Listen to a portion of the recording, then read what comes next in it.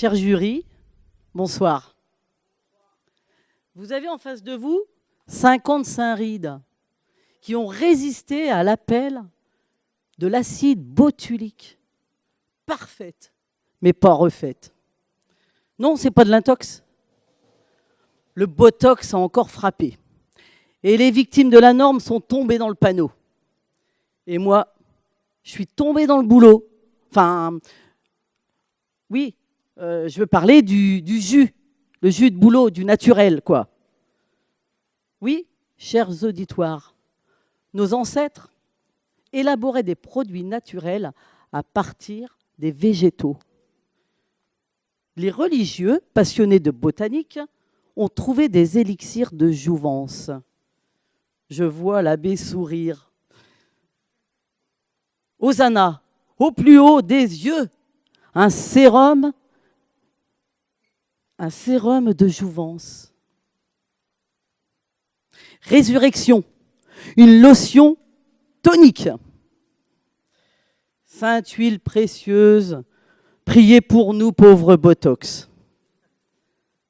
C'est essentiel de croire que notre corps et notre esprit sont traversés par des émotions. Nos rides en sont l'expression.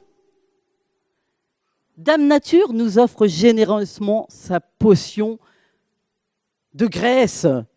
Vidangeons notre machine avec conviction. Arrêtez les injections, arrêtez les injonctions.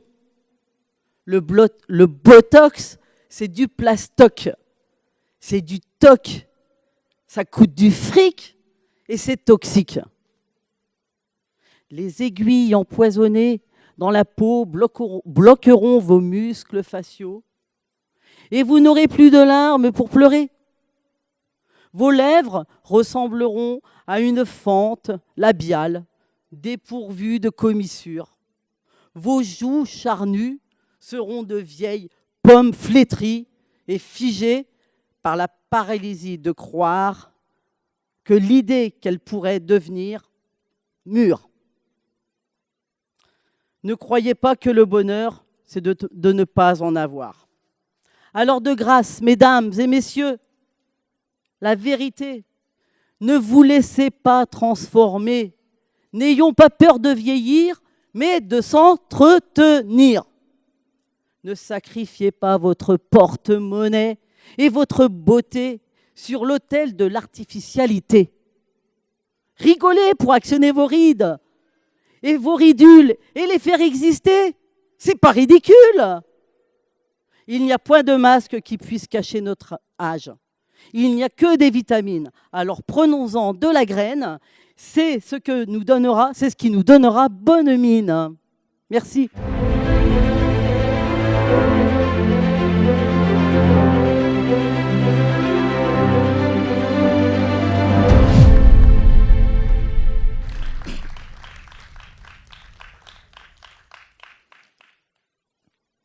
Mesdames, messieurs, chers jurys, bonsoir. Vous souvenez-vous de moi? Oui, il y a 15 jours, je suis venu vous parler de l'herbe.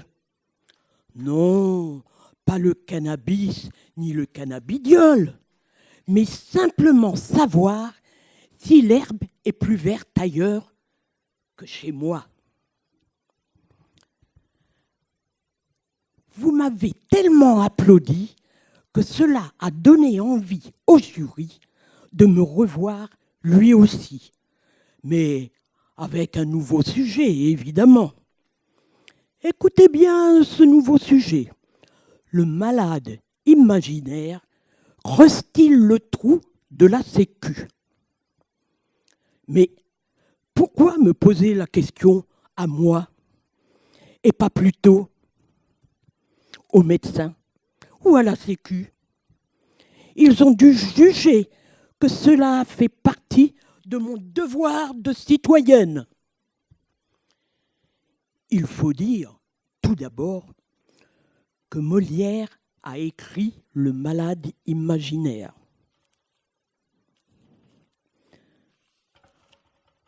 en 1673.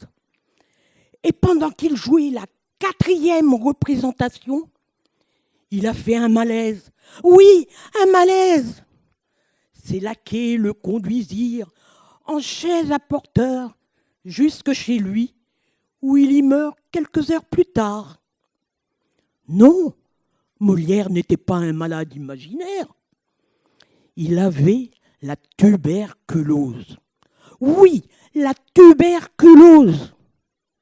Mais qui donc alors est le malade imaginaire? Vous? Moi? Et pourquoi l'accuser de creuser le trou de la Sécu? Car, savez-vous, vous, d'où vient le trou de la Sécu? J'ai beau chercher, je n'ai pas encore trouvé. Cependant, vous devez savoir que la Sécu a été créée en 1945 sous le gouvernement du général de Gaulle. Vous vous rendez compte? J'étais déjà né, moi. Revenons maintenant au trou de la Sécu. Vous devez savoir que le prix des médicaments est beaucoup trop élevé, que certains médecins prescrivent trop de médicaments, que certaines interventions sont inutiles. Vous devez savoir aussi que la gestion administrative est peu parcimonieuse, que la CAF est grevée par des missions qui ne lui incombent pas. Notre malade imaginaire n'arrive donc pas à s'y retrouver. Et vous savez que lorsque l'esprit ne va pas bien, le corps se matise parfois tellement que notre malade imaginaire se trouve dans l'obligation d'aller voir des spécialistes qui ont, eux aussi, beaucoup de difficultés à le soigner. Notre malade imaginaire a peur. Oui, il a peur d'être malade. Il a peur de mourir. Et c'est ainsi que, paraît-il, peu à peu se creuse le trou de la Sécu. J'ai donc encore réfléchi. Encore. En France, en 2021, on compte 66 700 000 habitants. Dans le Val d'Oise, 1 200 000 habitants. Trou de la Sécu, je ne sais pas comment le mesurer, ni avec quel appareil. J'ai beau réfléchir, je ne sais toujours pas. Ou alors, on peut se poser une autre question. Combien faut-il de malades imaginaires pour creuser le trou de la Sécu? Vous savez, vous? Moi, non, je n'ai pas encore trouvé. Mais vous savez peut-être qui est le créateur de la Sécu, qui a tant fait pour les Français? Oui, j'ai trouvé, moi. À force de chercher. Mais vous devez le savoir, vous aussi. Savez-vous qu'il a une rue à son nom à Persan? Oui, vous devez le savoir. La rue où se trouve l'Agora, c'est la rue de Ambroise Croizat, cet illustre homme. Il a commencé à travailler à 13 ans dans la métallurgie. Beaucoup plus tard, il a expliqué que la retraite ne doit plus être l'antichambre de la mort, mais une nouvelle étape de la vie. Bon, revenons au trou de la Sécu. À force de réfléchir, j'ai pensé que nous pouvons nous poser une autre question, ou tout au moins réfléchir autrement. Alors, allons-y ensemble. Vous avez un compte en banque sur lequel vous déposez l'argent que vous gagnez en travaillant. Cela s'inscrit en positif sur votre compte. Quand vous allez faire des courses ou payer des factures, ces montants s'inscrivent en négatif sur votre compte. Mais vous faites bien attention à ce que votre compte soit positif. Donc, il n'y a pas de trou dans votre compte. Vous devez certainement comprendre où je veux en venir. Et si l'État fait attention, lui aussi, le trou de la Sécu n'aurait pas lieu. Car dans le secteur de la santé, l'État fixerait les recettes au-dessus du niveau des dépenses. Et hop, il n'y aurait plus de trou de la Sécu. Oui, l'État doit aider en donnant des moyens de subsistance aux gens qui en ont besoin. L'État fournirait les moyens de financement et la sécurité sociale serait alors bénéficiaire. Mais en ce moment, le financement n'est pas suffisant. Les patients sont surmédicalisés. Les excès de médoc rendent encore plus malades. Et au lieu de faire des formations au personnel, faire en sorte qu'il ait le matériel adéquat, les laboratoires, eux, n'en font qu'à leur tête et font aussi tout pour accuser les patients d'être des malades imaginaires. Même si j'ai envie par moments de dire qu'on est tous un tout petit peu malades imaginaires, je ne crois pas que vous y êtes autant que cela. Alors, bonne réflexion à tous.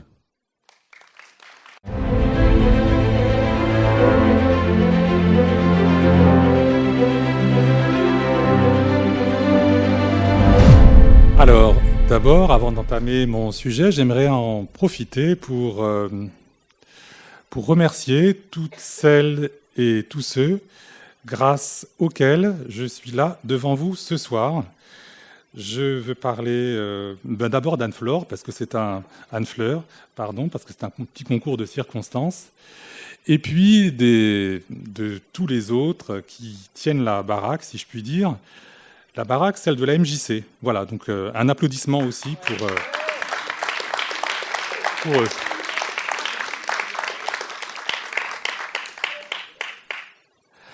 Alors, ma deuxième annonce, alors écoutez-moi bien, si vous voulez bien.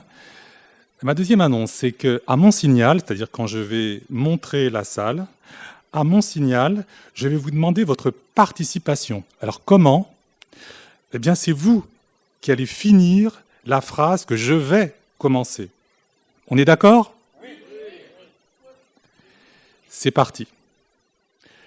Le développement durable, la transition écologique. Hein ? Quoi ? Mais on est tous d'accord là-dessus. Alors quoi ? J'achète tout emballé et rempli toutes les semaines la poubelle de plastique.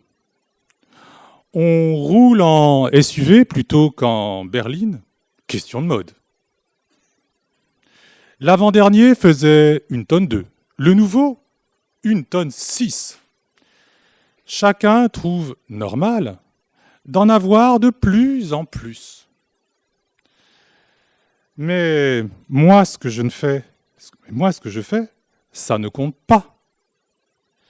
Mais si on multiplie les plastiques et les SUV, est-ce que ça ne compte toujours pas ? Alors ça voudrait dire qu'il y a un lien entre ce que je fais tous les jours et l'état de la planète ? Le dernier smartphone sorti les dernières baskets en vitrine, épuisent la terre et provoquent le soleil à nos risques et périls. Mais qu'est-ce qui nous empêche d'agir? La conscience. La conscience? La conscience? Non. Non, non. Non. C'est l'absence de conscience. Mais comment ouvrir sa conscience? Serions-nous développés technologiquement et sous-développés mentalement? Il y a 500 ans, Rabelais disait « Science sans conscience n'est que ruine de l'âme. » Merci. Et je rajoute « et du reste ». La prochaine fois que vous direz cette phrase, « Science sans conscience n'est que ruine de l'âme et du reste », vous pourrez dire c'est de Rabelais et Denis.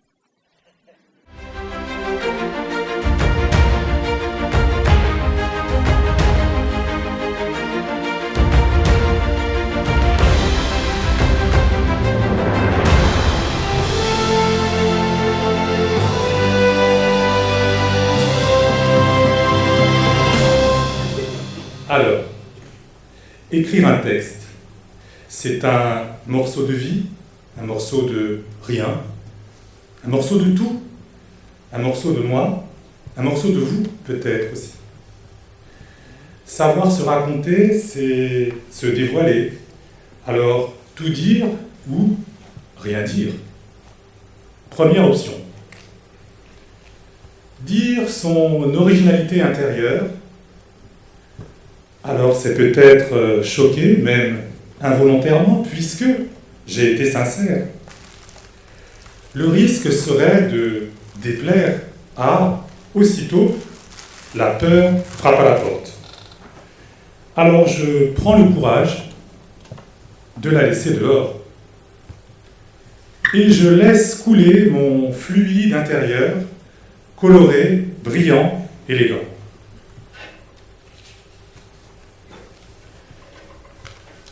Pour vivre sa vraie vie, pour vivre un rêve. Faire correspondre son rêve intérieur avec sa réalité.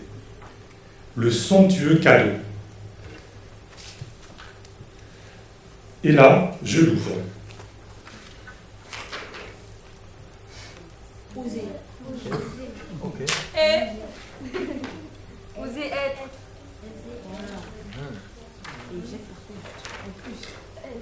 Oser être dehors.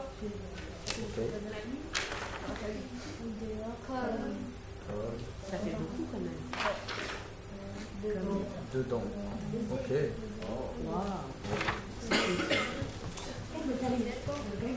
Alors, je suis toujours étonné de me voir reprocher quand je ne fais pas comme les autres. Mais faire comme les autres, c'est le conformisme. Alors, dois-je faire comme ça? Exercice de force. Le poids du conformisme contre son énergie intérieure, pourtant si belle, si grandiose, si magnifique, comme chacun d'entre nous en vrai. C'est vrai qu'il faut se rendre compte que nous sommes tous riches, riches de notre intérieur. Alors, partageons-le, enrichissons-nous. Pour les Égyptiens, ceux des pyramides, chacun d'entre nous est une pensée de Dieu. Vous imaginez? Laissez pour un temps, ou pour toujours, l'idée de vivre pour des apparences contre l'idée de vivre sa personnalité vraie. Vivre sa réalité intérieure, c'est enrichir les autres. Enrichir les autres, c'est élever l'humanité tout entière. Quelle responsabilité que nous avons tous. Qu'est-ce qui est le plus intéressant? Parlez du beau temps ou de ses passions. Soyez vous-même, vivez votre vie.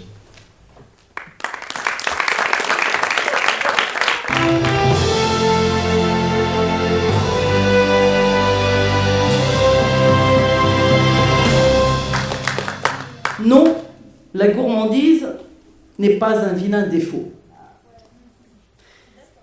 Qui n'a pas salivé devant un Paris-Brest, une heure religieuse, sans se dire « je vais me la faire, je vais me la farcir ». Eh bien, je peux vous dire qu'aujourd'hui, mesdames et messieurs, chers jurys, ça me débecte de voir cette crème suintante sur des fronts en sueur à la vue de ce beurre.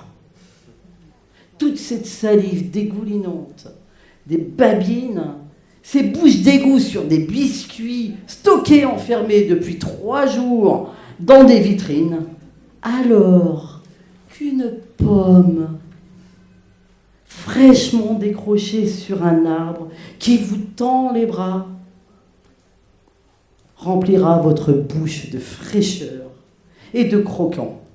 Vos crocs acérés sur cette chair fraîche et ferme, comme l'on peut croquer la vie, vous assurera le plus beau des plaisirs.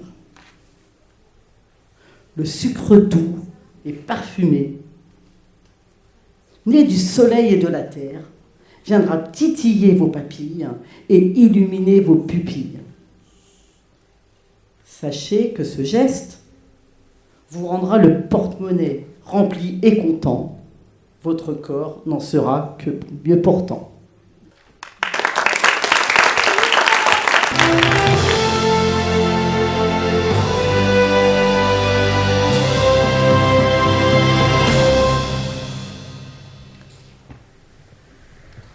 Mesdames, messieurs, chers jurys, bonsoir. Je viens vous dire que je vous admire. Oui, je vous admire. Je vous ai exposé plusieurs sujets et à chaque fois, vous m'applaudissez avec un tel enthousiasme que j'ai envie de revenir à nouveau. Maintenant, je voudrais aborder un sujet sur le changement. Le changement est-il bénéfique ? Je dirais tout d'abord que le changement est bénéfique lorsque l'on sait le gérer. Le gérer, c'est se donner la chance d'explorer la personne que nous pourrions être dans nos rêves les plus fous, se réinventer. En réalité, nous voulons changer vers du positif, mais nous ne savons encore rien de cette version que nous avons en nous. Se défaire des vieilles habitudes n'est pas une chose facile. Nous devons nous concentrer sur la personne que nous voulons devenir et pas sur celle que nous étions. Il est donc normal de ressentir de la nostalgie à certains moments, mais nous devons cependant nous concentrer sur nos envies, nos projets, et que le besoin de changement est signe qu'il y a quelque chose de meilleur en nous et qu'il est temps d'aller le chercher. Il faut savoir que la vie est un voyage avec les autres, mais aussi avec soi-même. Le propre du voyage, c'est de ressortir en ayant changé, d'en avoir appris plus, d'être différent. Le changement est nécessaire à l'évolution positive. Changer peut être attirant, mais aussi faire peur. On est poussé par le désir de voir notre vie s'améliorer, ce qui évidemment implique un changement. Le truc, c'est que dans le même temps, l'inconnu fait peur. Il peut être long et surtout changer nos habitudes. On se dirige vers une voie qui nous semble meilleure, sans l'avoir vraiment expérimentée au quotidien. Une partie de nous souhaite le changement, alors qu'une autre a peur de ce même changement, même s'il s'agit en ligne de mire d'une évolution positive. Si notre vie n'est pas celle que nous voulons, nous pouvons tout à fait nous créer une vie bien plus taillée sur mesure pour nous-mêmes, même si nous avons des contraintes et des responsabilités. Alors, trouvez le courage de le faire pour votre bien-être, car personne ne peut le faire à votre place. Qui l'on est dépend de nos actions.